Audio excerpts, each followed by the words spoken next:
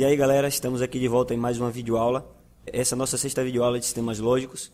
E hoje vamos dar continuidade ao nosso estudo sobre o mapa de Carnot. Vamos ver um exemplo aqui. Considere a seguinte tabela verdade.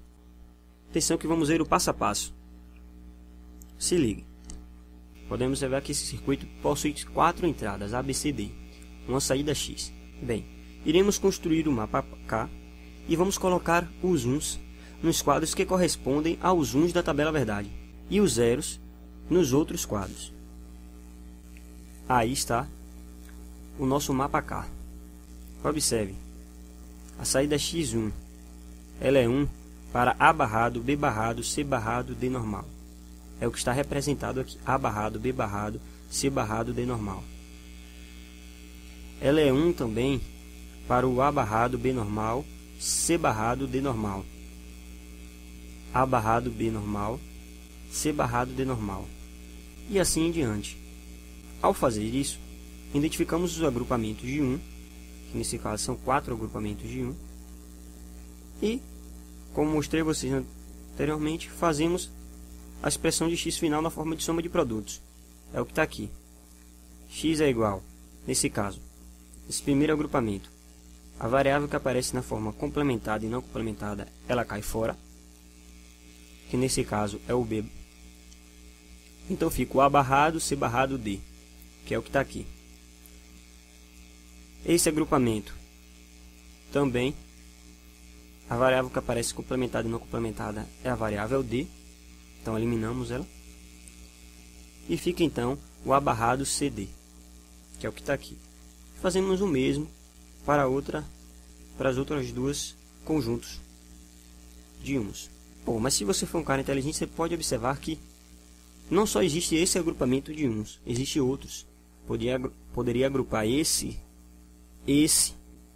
com esse e esse com o de cima, que é o que mostra esse mapa cara aqui do lado. E ao fazermos esse agrupamento, temos uma expressão final aparentemente diferente dessa. Só que o que importa é que o final dará o mesmo resultado. É duas expressões diferentes para a mesma tabela verdade. Ou seja, existem duas possíveis soluções. Isso é possível. Agora vamos aprender como preencher o mapa K a partir de uma expressão de saída. Vimos que, se queremos construir o mapa K, podemos partir da tabela verdade. Agora vamos ver como preencher o mapa K através de uma expressão booleana. Para isso eu vou usar o seguinte exemplo. Use o mapa K para simplificar a saída y, que é igual a essa expressão. O primeiro passo é passar a expressão para a forma de soma de produto, caso ela não esteja nesse formato.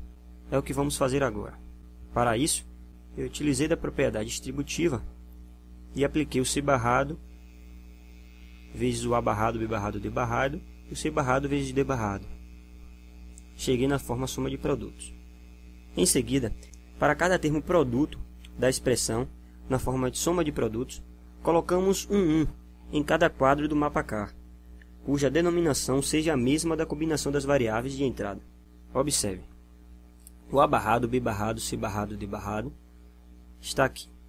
O C barrado, D barrado, C barrado, D barrado, o C barrado, D barrado que está aqui, a gente coloca todos os uns na linha dele. A, B barrado, C. O A, B barrado, C. Todos que tiverem C, a gente coloca o 1. Então, A, B barrado, C. Coloca um 1 aqui e um aqui. E tudo no que tiver o D barrado, a gente coloca um 1. Então, D barrado já estava. D barrado, tudo coloca 1. Bem, agora podemos fazer o agrupamento. Que seria essa coluna com essa outra coluna. Esse octeto. E esse outro quarteto.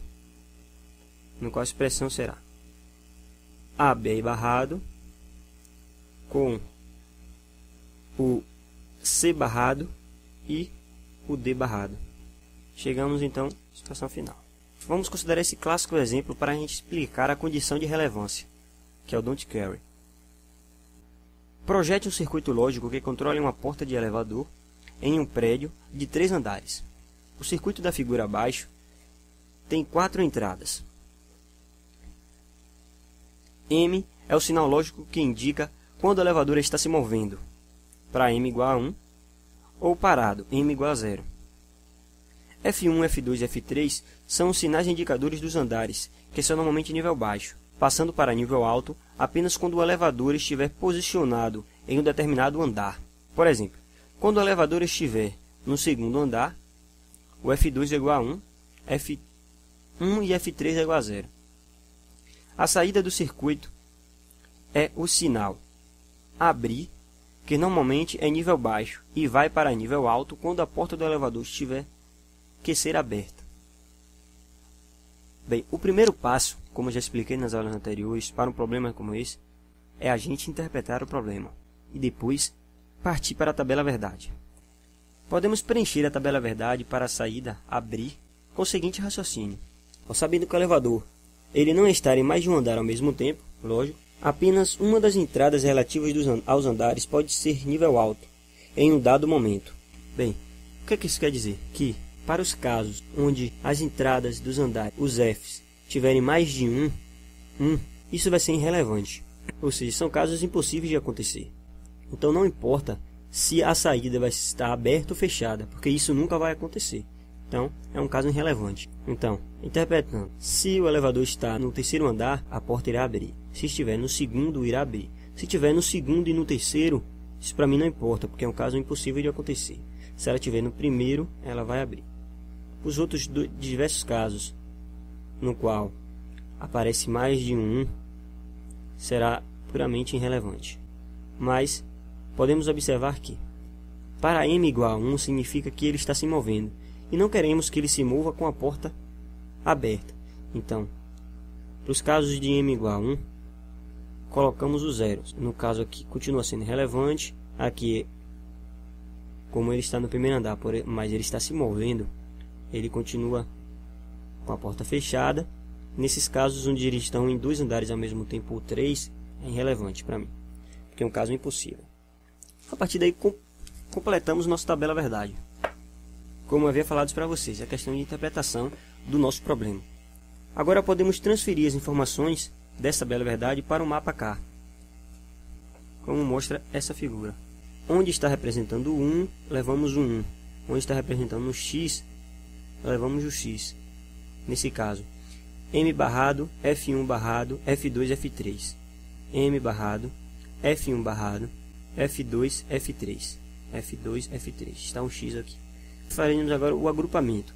Mas o don't carry, o caso de irrelevância, o x, ele pode ser 0 ou 1. Bem, sabemos que ele pode ser 0 ou 1, vamos utilizar disso para simplificar ao máximo o nosso circuito. Então, podemos observar que o agrupamento dele pode ser feito da seguinte forma. Esse quarteto, esse outro quarteto e esse outro quarteto, por 3 quartetos. E chegar assim a uma expressão final da saída, que seria o m barrado vezes o F1 mais F2 mais F3. Ou o m negado end F1 ou F2 ou F3. Eu aconselho a vocês que refaçam esse problema. Dê um pause no vídeo só no enunciado e tentem resolver. E é isso aí, turma. Chegamos a mais um fim de aula. Espero que vocês tenham gostado delas. Qualquer dúvida, manda um e-mail pra gente. Ou então deixa um comentário na nossa página do YouTube. Espero que nós do PET Elétrica tenhamos acrescentado nos seus estudos. Um abraço a todos e até a próxima videoaula.